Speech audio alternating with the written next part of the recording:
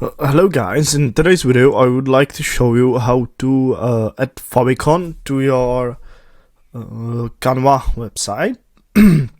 So now as we can see, we are on Canva website, and in order to publish your Favicon, you need to go to edit your website and public your website, and then you click on continue, and as we are here, you are going to click on this little pencil in order to edit it.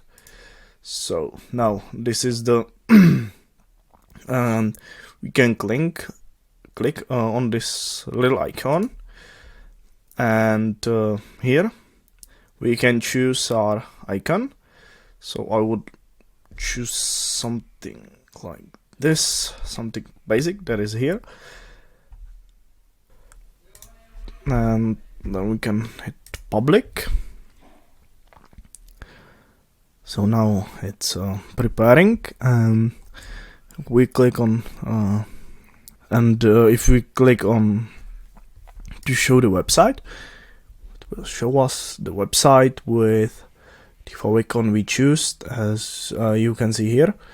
Otherwise we would be getting this, so the Canva icon that was here previously. So thank you for watching, and this would be all for today's video.